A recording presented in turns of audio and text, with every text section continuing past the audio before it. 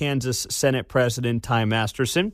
Not so sure that's the way forward. He now joins us on KCMO. Senator, thanks for being here. We appreciate the time. So where are you at right now on any kind of Medicaid expansion in the state of Kansas? Oh, Pete, I hate to tell you, it's all political games in Kansas, right? I mean, it's the Medicaid expansion debate. She just believes is a winner in the 24 election, so she's coming back around with new kind of bait and switch. The truth is those 150,000, more than half of them currently have private insurance. I mean, and if you look, Medicaid expansion's been expanded now in enough states over enough period of time. The empirical data is showing us. I mean, it is not saving rural hospitals. As many closed and expanded states as not. It's not reducing emergency room usage. And the most troubling thing, it is displacing currently eligible, low-income mothers, disabled, frail, and elderly. And that's not something we want to do here. Mm-hmm. So she's saying, of course, and she's talking about this whole thing when it comes to being revenue neutral. That has been a talking point that she has used. Do you think that is at all possible to have revenue neutral Medicaid expansion with a work requirement, by the way, or no? Yeah, right. The answer is no. I don't, if you just even look at it on face value, you're going to add a tax to the hospitals, right? So that'll help them, right? You're adding a tax to the hospitals, but that gets delayed for 2 years, so you get full-blown expansion without it, and that's not even enough to cover even the 10%. So then she flips over and says, so we're going to take prescription rebates that we get. Well, that's all fungible. That money's already coming in and being spent on other things, right? So it's not revenue neutral. It's no way it stays at 9-10. And the work requirement, she knows, because you can see it across. The Biden administration has never approved a work requirement. And then what happens is the people think that's coming in, gets denied, and you still have expansion and no work requirement. And she knows that. So you're saying that the state couldn't attach a work requirement to Medicaid expansion, that is all federal stuff? Yeah, it has to be approved by CMS. You can try. I mean, Arkansas, that's exactly what they thought they were getting. They attached a work requirement to their expansion. CMS, the feds denied it, and they're stuck with their expansion with no work requirement. So is there any circumstance where you could see yourself or GOP leadership supporting any kind of Medicaid expansion? Not really. And the trouble they have with me is even more with the House Speaker, who deals in this more deeply than I do.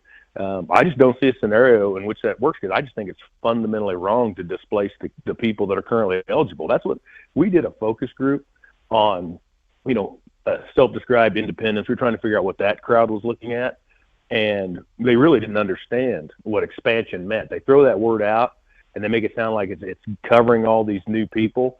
Right? I mean, they thought it was expanding services to disabled, frail, and elderly current people. They didn't understand it was able-bodied adults that were the expanded population. And the truth is, there's not enough doctors for that.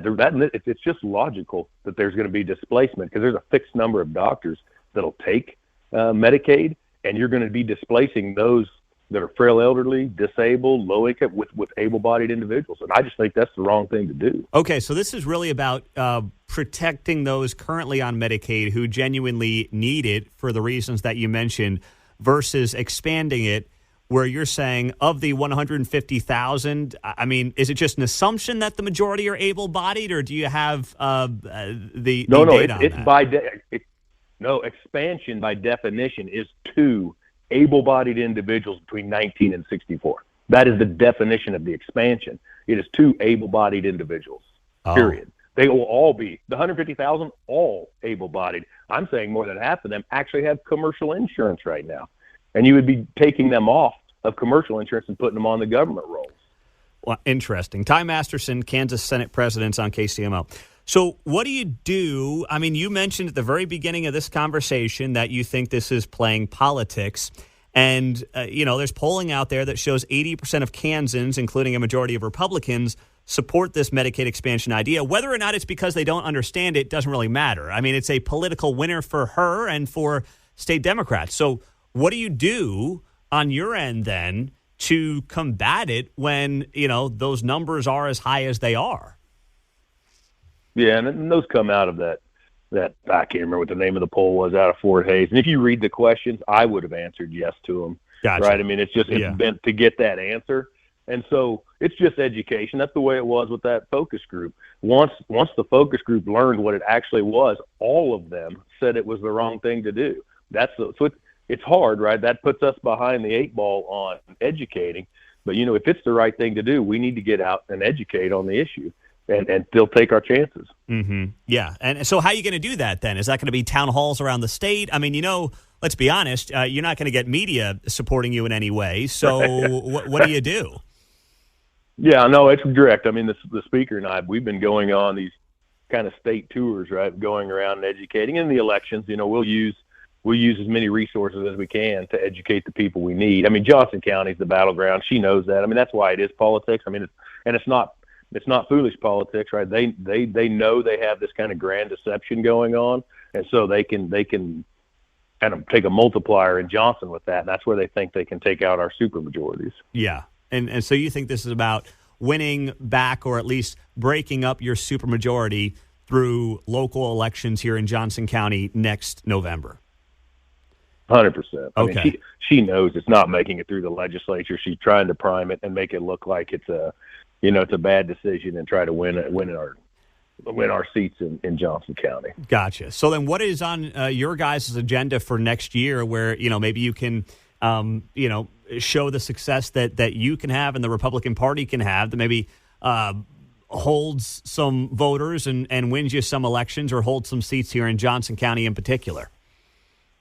Well, tax is the big thing. We missed the big tax plan by, we fell 1 vote short of the supermajority in both chambers. So we'll take a swing back at that because it's also the right thing to do, right? I mean, lower everybody's taxes. We're setting on just tremendous balances. All this money that's flowed through the system.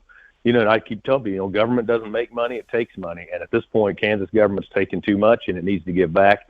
And it's and it's a supermajority. She's against the wins on that. That's the issue we win on. She thinks she wins on Medicaid, so that's what the stage is looking like. Remind us again, are you going to just basically try to get the same tax bill from last year? And if so, what was that, or do you want to tweak it? Yeah, I mean, I'm sure we'll tweak it to see if we can get that last vote, I'm sure. But, the main tenets of it were 100% tax cut on Social Security, right? We're one of the few states that tax it at all. We were shocked she even vetoed it. 100% tax cut on your first $10,000 of income, and then it flattens the rate, the income tax rate in Kansas. The top rate currently is 5.7, takes it to 5.15. And it was a tax cut for everybody, from every demographic. People say, well, you had this progressive thing, and the low rate was 3.1. Well, their first income's going clear to 0. So it was a tax cut for every single Kansan. And we'll see and it was proven to be sustainable, right? They come out with the whole, that's a Brownback thing. It's the furthest from the truth, and we can prove it. So we'll be back. So it's going to be 5.15% for everybody in Kansas over $10,000. Yeah, of taxable income. You still get your standard deductions and all of that. Yeah, of taxable income over the $10,000. Yeah, correct. Okay. Correct, which was a tax cut for everybody. Do you feel, I know politics always plays a role, as we've noted for the last 10 minutes, but do you feel like you're closer to achieving that with the supermajority that you have? Well, everything's razor thin, right? So Yeah. I'm an optimist. And what's different is it is an election year. So we'll take another look at it. Okay. All right. Very interesting. Ty Masterson. We always appreciate the time, Senator. I think, and I hope that we'll be talking plenty more come 2024. But in the meantime, Merry Christmas, Happy New Year, and we'll talk to you soon. Merry Christmas, Pete. All right. Ty Masterson, Kansas Senate President on KCMO.